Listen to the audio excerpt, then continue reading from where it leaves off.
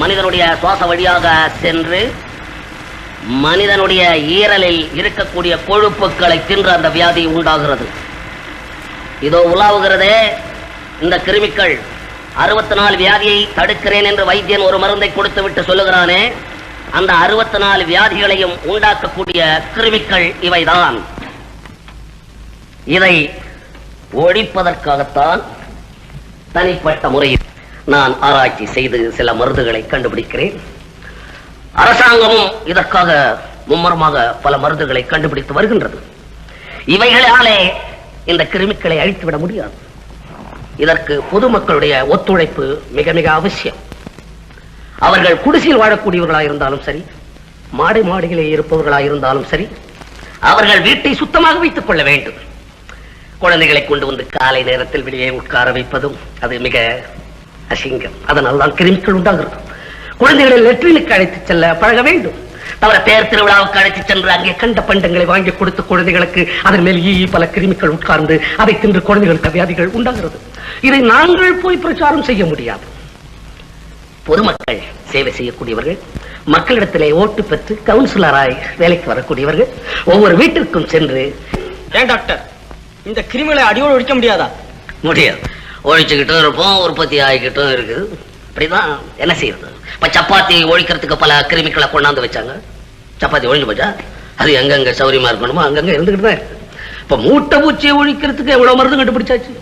அதனால மூட்டை பூச்சி ஒழிஞ்சு போச்சா? அவங்க வீட்டுல தூக்கத்தை எவ்வளவு கெடுக்கணுமோ கொஞ்சம் கொஞ்சம் இருந்து கெடுத்துக்கிட்டு தான் இருக்கு. அந்த மூட்டை பூச்சியை அழிக்கக்கூடிய மருந்துகளை மனிதன் தின்னுதான் அழியறானே தவிர மூட்டை பூச்சி அழியல. அப்போ இந்த அபாயம் இருந்துட்டே தான் இருக்குங்கிறீங்க. கண்ணுக்கு தெரிஞ்ச விஷக்கிருமிகள் மனித வர்க்கத்திலேயே நிறைய இருக்கு. அதை அழிக்க முதல்ல எல்லாரும் சேர்ந்து பாடுபடணும். நல்லா நம்மள பாக்குறோம், சிரிக்கிறோம், அழுறோம், மனமாற புகழ்றோம், பின்னாலே குழி தோண்டி புதைக்கிறோம், ஊரை ஏமாத்துறோம், ஏழைகளை வஞ்சிக்கிறோம். உலகத்தை காக்கக்கூடிய எம்பெருமான ஆண்டவன் அவன் கோவிலுக்கு ட்ரஸ்டியா இருக்கிறான். இப்ப ஏற்பட்ட சில ஆட்கள் நல்லா நீங்க யோசனை பண்ணி பார்க்கணும். விஷக்கிருமிகள் மட்டும் குறையணும்னு நினைக்கிறது ஒரு பக்கம் இருக்கட்டும், மனித உற்பத்தி இப்ப ஓவரா எக்கச்சக்கமா நம்ம நாட்டுல நடக்குது. அதை குறைச்சால் விஷக்கிருமிகள் குறையும் அப்படின்றது என்னுடைய அபிப்பிராயம். எனக்கு எங்க இந்த பூச்சிகளோடையும் புழுக்களோடையும் ஆராய்ச்சி பண்றதுக்கே 24 hours பத்தல. கிளப்புக்கு வர்றதுக்கு எங்க டைம் இருக்கு? அதுல சார் இப்ப பேப்பர்ல அடிக்கடி ஒரு நியூஸ் வரத பாத்தீங்களா? எந்த அறிவாளிய பத்தி பேப்பர்ல அடிக்கடி வருது? எல்லாம் சினிமா ஸ்டார்களை பத்தி தான் வருது. அதுல சார் பெண் ஆனா மரத பத்தி இப்ப ஒரு நியூஸ் வருது. அத பத்தி நீங்க என்ன நினைக்கிறீங்க? இது ரொம்ப குழப்பமான விஷயம். எனக்கு இதுல அவ்வளவு நம்பிக்கை கிடையாது. ஏன் உங்களுக்கு இதுல அவ்வளவு சந்தேகம்? டாக்டர் சார், நான் கூட ஆனா மாறிட்டு வரணும்னு எனக்கு ஒரு சந்தேகம். இது வேற ஒண்ணும் இல்ல, அடிக்கடி நீங்க பேப்பர் படிக்கிற ரியாக்ஷன் தான் அப்படி தெரியுது. பாருங்க சார், முன்னெல்லாம் ஆம்பளைங்களை கண்டா வெக்கப்படுவேன், இப்ப வெக்கமே பொம்பளைங்களுக்கு ஃபேஷனாவே போச்சு. முன்னெல்லாம் நான் ரொம்ப சாதுவா இருப்பேன், இப்ப திடீர்னு வீராவேசம் வருது. யாரையாவது உதைக்கலாமா, யாருக்கிட்டையும் சண்டைக்கு போலாமான்னு தோணுது. ஏன்னா இப்போ பொம்பளைங்களை பட்டாளத்துல சேர்க்கிறாங்க, போலீஸ் வேலைக்கும் சேரணும்னு சொல்றாங்க. ஏன் பொம்பளைங்க தான் இப்ப குஸ்தி கூட போடுறாங்களே. அதனால நீங்க சட்டு புட்டுன்னு ஒரு கல்யாணம் பண்ணிக்கிறது தான் எனக்கு நல்லதுன்னு தோணுது. ஏன்னா லேட்டா கல்யாணம் பண்றதுனால இப்படி ஏற்பட்டாலும் ஏற்படும். Sir coming.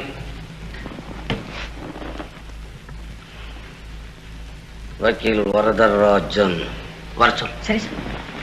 அப்போ டாக்டர் நான் போயிட்டு வரட்டுங்களா? போயிட்டு வாங்க. கல்யாணத்துக்கு இன்விடேஷன் அனுப்பிச்சிடுங்க. சரிங்க. சரி.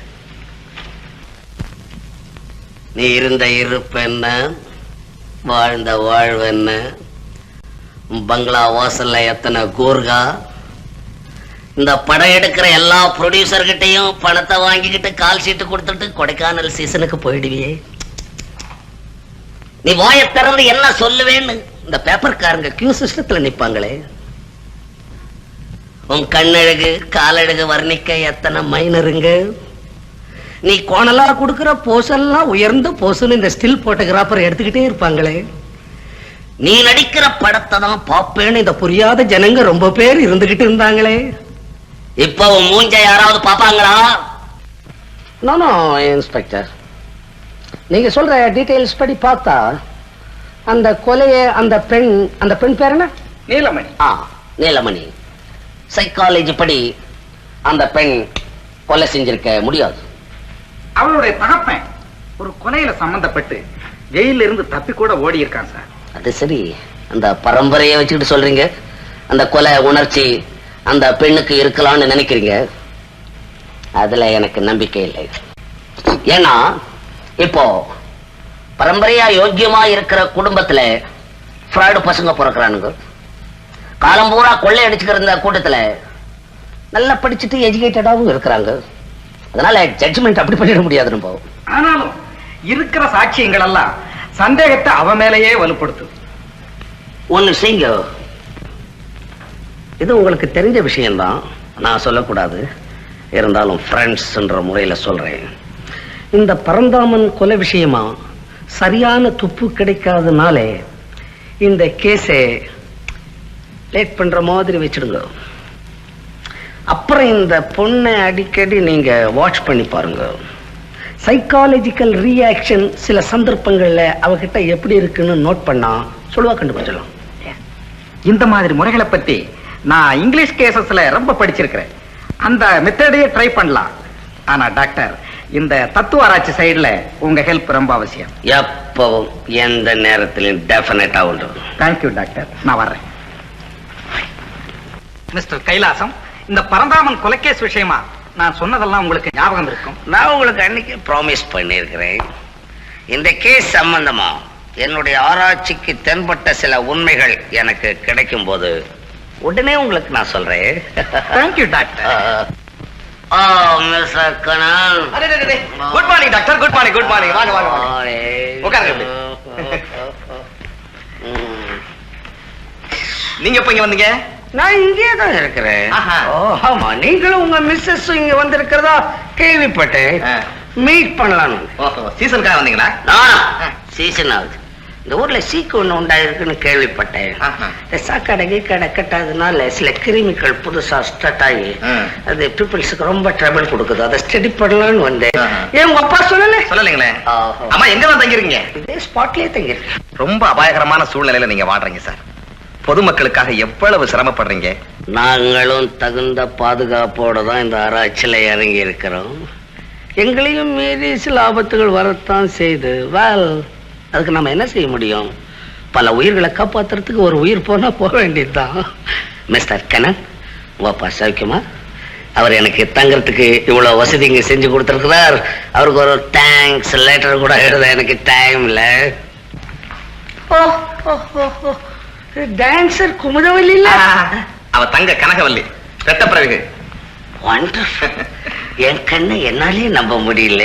அபூர்வமான பிறவிங்க. கனகா, ஒரு டாக்டர் கைலாசம் பெரிய மேதை. ஆமா, இப்ப வந்து இந்த விஷக்கிருமிகளை பத்தி ஆராய்ச்சி பண்ணிட்டு இருக்காரு. நீ என்னம்மா இங்க எதுக்கு வந்து படிக்கிறியா இல்ல சீசனுக்கு சுத்த வந்தியா? கனகா ரொம்ப நாளாவே முத்துமண்டலத்துல இருக்கா அவங்க அப்பா கூட. ஓ குட். இது யார் உங்க மிஸ்ஸஸ் இல்ல? நீலமணி, டாக்டர் கைலாசத்தை உனக்கு தெரியாது. தமிழ்நாட்டிலே ஒரு தனி மனிதர். வணக்கம். நீங்க ரொம்ப கொடுத்து வச்சவங்க. அருமையான ஃபாதர், எக்கச்சக்கமான சொத்து, மகாலட்சுமி மாதிரி சம்சாரம். இவ்வளவு சந்தோஷத்தையும் ஒன்னா சேர்ந்து கடவுள் எல்லா குடும்பத்துக்கும் கொடுக்கறது இல்ல, சில குறிப்பிட்ட குடும்பங்களுக்கு தான் கொடுத்துக்கிட்டு இருக்கார். அதுல ஃபர்ஸ்ட் பிளேஸ் உனக்கு கொடுத்திருக்கிறார். இங்க எவ்வளவு நாள் தங்க போறீங்க? அது என்ன முடிவு பண்ணல. ஓ, என்ன புதுசா இப்பதான் மேரேஜ் ஆயிருக்கு. அமைதியா ஜாலியா என்ஜாய் பண்ணணும். சீசன் முடிகிற வரைக்கும் அடிக்கடி நான் வந்து மீட் பண்றேன். நான் வரதுல ஒண்ணும் உங்களுக்கு நியூசன்ஸ் இல்ல. Always welcome doctor. Go bye. பாய்.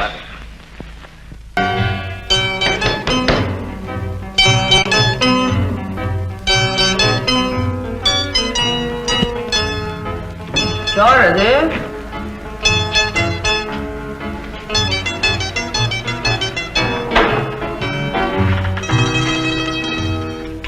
ஓ, கனகாவா?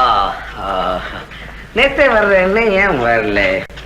தினம் ஒரு 1 hour உன்னை பார்க்கலன்னா ரொம்ப ஒரீடா இருக்கு எனக்கு. எனக்கு மட்டும் அந்த ஆசை இருக்காதா உங்களை தினம் பார்க்கணும்னு? ஆனா அந்த நீலமணி தான் என் பிளான் எல்லாத்துக்கும் தடையா இருக்காளே. ஓ ஐ சி. இன்னும் அவ திருந்தலையா? ஆமா, வீட்டுல இருந்தா கடுகடுங்கிறா, வெளியில போனா ஊர் சுத்தி வண்ணாத்தி பூச்சின்னு பழி போடுறா. திமிரு. புருஷன் நல்ல பணக்காரன், கட்டழகங்கிற ரொம்ப திமிரு அவளுக்கு. உனக்கு வர போற புருஷன் மட்டுமே நான் பெரிய சயின்டிஸ்ட் ஆராய்ச்சிக்காரன் தானே. ஆமாமா, நான் ரொம்ப கொடுத்து வச்சவதான்.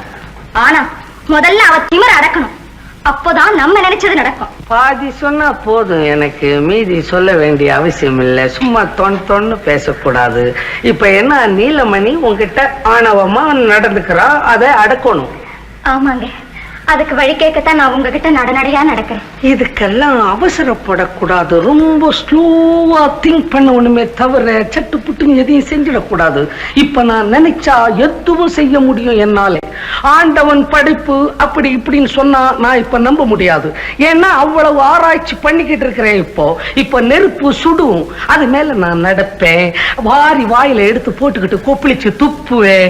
இது பக்தியினால் எனக்கு உண்டானது அல்ல, அல்லது பரந்தாமன் ரெக்கமெண்ட் பண்ணதல்ல. அவ்வளவு விஞ்ஞான ஆராய்ச்சி முத்திக்கிட்டு என்கிட்ட இப்ப கிடைக்குது. இந்த நீலமணி விஷயம் எனக்கு ஒரு சாதாரணமான ஒரு வேலை. அவ்வளவு சாதாரணமா? இப்பவே சொல்லுங்க, உடனே போய் செய்கிறேன். கொஞ்ச நேரத்துக்கு முன்னாலதான் சொன்னேன் அவசரப்படக்கூடாது, ஸ்லோவா திங்க் பண்ணி செய்யணும்னு. இந்த பரந்தாமன் கொலை விஷயமா நீலமணி மேலே போலீஸ் சந்தேகப்படுது தெரியுமா? அது தெரிஞ்ச விஷயம் தானே. அந்த சைக்காலஜி படி ஒரு பிளான் போட்டு செஞ்சா எனக்கும் சக்சஸ், உனக்கும் சக்சஸ். என்ன செய்யணும், எப்படி செய்யணும் சொல்லுங்க. அதுக்கெல்லாம் பிளான் போட்டு வச்சிருக்கிறேன். இப்போ உனக்கு நான் சொல்றேன். இது முதல் வெற்றி மட்டுமல்ல கனகா, வெற்றிகரமான வெற்றி. கண்ணே டீசன்ட் மேன் எப்போ தன் சம்சாரத்தை கண்ணத்திலே அடிச்சானோ அதுல இருந்து அவன் மனம் ரொம்ப விரும்பி போய்தான் அந்த காரியத்தை செஞ்சிருக்கிறான். இதுல இருந்து சைக்காலஜி இப்படி யோசிச்சா அவன் வெறுப்புக்கு காரணம் ஆரம்பம் இதுதான். ஆனா நம்முடைய சக்சஸுக்கும் இதுதான் ஆரம்பம். நான் கூட நினைக்கலைங்க கண்ணன் நீலமணி கிட்ட இவ்வளவு கடுமையா நடந்துக்குவார்னு. உங்களுக்கு தான் முதல்ல தேங்க்ஸ் சொல்லணும். கனகா, நான் இந்த மனுஷங்களுடைய மனோபாவங்களை ஸ்டடி பண்றதுல ஒண்ணுல கூட இது வரைக்கும் ஃபெயிலியர் ஆனதில்லை. நான் என்னைக்கு உங்களை முதல் சந்திச்சேனோ அன்னையில இருந்தே எனக்கு நல்ல காலம் ஆரம்பங்க. நானும் இத்தனை காலமா இந்த விஞ்ஞானம் கட்டிக்கிட்டு என் லைஃபே ஸ்பாயில் பண்ணிட்டேன். உன்னை பார்த்த பிறகுதான் எனக்கு இந்த ஆசாபாசங்கள்லாம் கொஞ்சம் டச் பண்ண ஆரம்பிச்சிடுச்சு. அதனால லைஃபையே மாத்திக்கலாம்னு நினைக்கிறேன். நீ அடிக்கடி இங்க வரலாம். நீலமணி உன் விஷயத்துல இனிமே குறுக்க வர மாட்டா. அவசியம் வரேன். நீ வரலன்னா முத்து மண்டபத்துக்கு நான் வர வேண்டியதா இருக்கும். அப்புறம் 4 பேர் பார்த்து அசிங்கமா நினைப்பாங்க. இன்னும் கொஞ்ச நாளைக்கு தானே அப்படியெல்லாம், அப்புறம் எப்பவும் நாம ஒன்னா தானே இருக்க போறோம். குட். அப்ப நான் வரட்டுமா?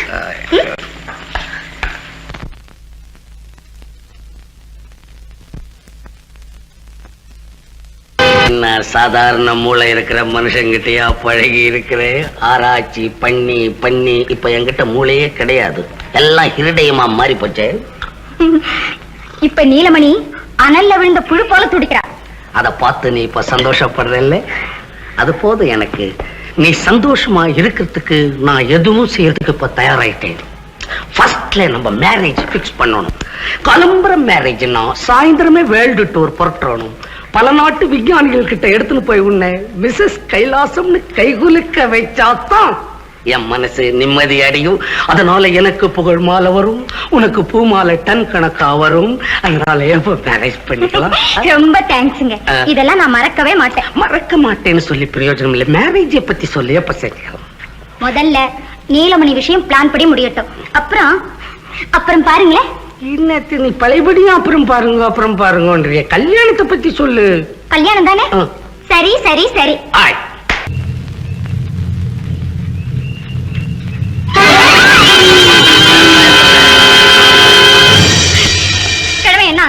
என்ன ஆவாம் பிணமாமா?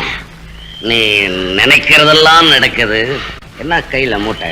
எடக்காரம் புதைகளை எடுத்துட்டேன். வைரம் வைடூரியம் நவரத்தனை ஏராளமா இதுல இருக்கு. அதுல பாதி இது, மீதி பாதி இது உங்களுக்கு. ஏன் பெரியல நமக்குன்னு சொல்லு கனகா. ஏங்க நான் சொல்றது கொஞ்சம் கேப்பீங்களா? நீ சொல்றத கேட்டுக்கிட்டு இருக்கிற வேலை தானே இப்போ எனக்கு. என்ன செய்யணும் சொல்லு. என்ன நீங்க மறந்துடணும். இது ஒரு காதல் டைப். இந்த சாகச பேச்சுல தான் உன் மேல நான் இவ்வளவு லவ் ஆன காரணம். இல்ல, நான் சீரியஸா சொல்றேன். இதை எடுத்துக்கிட்டு என்ன விட்டுடுங்க. நீ என்ன சொல்ற இப்போ? நான் ஒண்ணும் விளையாட்டுக்கு சொல்லல. அப்புறம் நீங்க இனிமே என் வழிக்கு வராதீங்க. உன் வழி வேற, என் வழி வேற. இனிமே 2 பேருக்கும் ஒரே வழிதான். நீ சொன்னபடியெல்லாம் நான் அண்ணன். எதுக்கு? இந்த வைரம் வைடூரியத்துக்கா? உன்னோட இன்பமா வாழ்க்கை நடத்தணும் ஒரே லட்சியம் எனக்கு. அந்த லட்சியம் எப்ப எனக்கு கைகூடலையோ உன் எண்ணம் இனிமே நிறைவேறாது. என்ன ஒரு மாதிரியா பேசுறீங்க? உன்னை புரிஞ்சுக்கிட்டதுனாலதான் பேசுறேன். முந்தைய நான் என்ன சொல்லியிருக்கேன் உனக்கு? சாதாரண மனுஷன் இல்லைனா, மூளை இல்லை என்கிட்ட, என் மூளை இரிடியம் அப்படின்னு சொல்லியிருக்கிறேன். அப்படிப்பட்ட மேதாவி அப்பவே என் கருத்தை ஏன் புரிஞ்சுக்கல? கேட்க வேண்டிய கேள்வி, ஆனா என்ன யாரும் கேட்டதில்லை. நீ கேட்டுட்டு நிக்கிற எதற்கா? நானும் பல சரித்திரங்களை படிச்சு பார்த்திருக்கிறேன். பெண்களால சில சாம்ராஜ்யங்கள் குட்டிச்சவரா போயிருக்கணும். ஆனா என் அறிவிலையும் ஆராய்ச்சியிலையும் முழு நம்பிக்கை உள்ளவன் நான். பெண்கள் மனசுல எப்ப வஞ்சகம் குடி புகுதோ எந்த அறிவாளியும் ஆட்டம் கொடுத்துருவான் போட்டு. சொல்ல வேண்டியதெல்லாம் சொல்லியாச்சுல்ல, நான் வரேன். நீலமணிய தூக்கு மேடைக்கு அனுப்பிச்சிட்டு நீ கண்ணனோட சந்தோஷமா வாழ்க்கை நடத்தலன்னா? ஆஹா, என் மேல இருந்த ஆசையெல்லாம் இப்ப நீலமணி பக்கம் திரும்பிட்டா போல இருக்கு. அவளை பத்தி பேசாத, அவ ஒன்றும் தெரியாதவ. என்னங்க இது, விளையாட்டுக்கு சொன்னா இப்படி கோச்சுக்கிறீங்களே அத்தான்? அத்தான், இந்த உலகத்துல எந்த ஆம்பளைங்களையும் நீ அண்ணன்னு கூப்பிட்டே பழக்கம் இல்லை. எல்லாம் அத்தான் தான் போல இருக்கு. ஏண்டி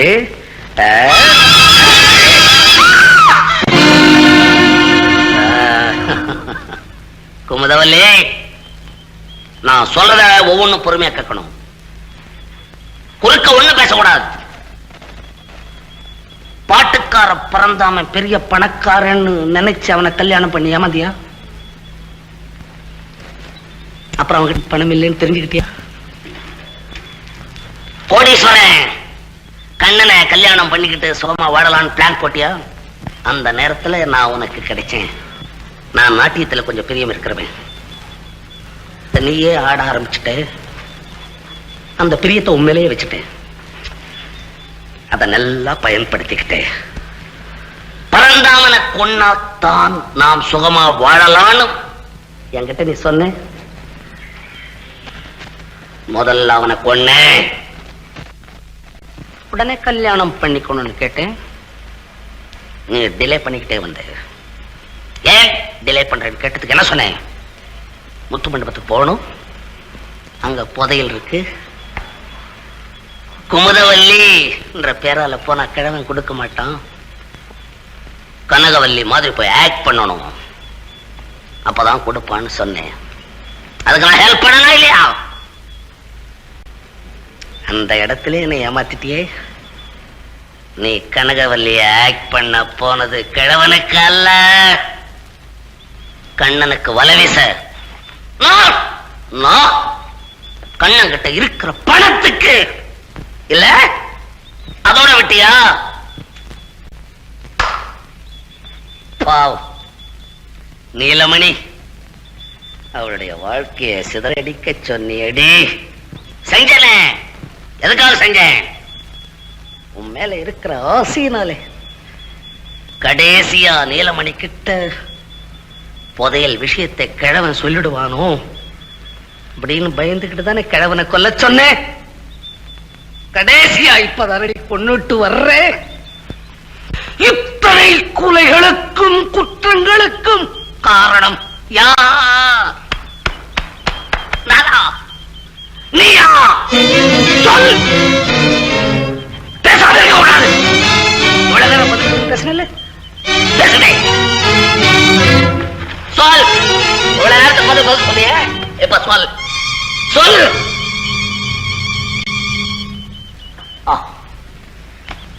செத்துட்டியா? அதான் பேசல. என் கையாலேயே நீ செத்தியா?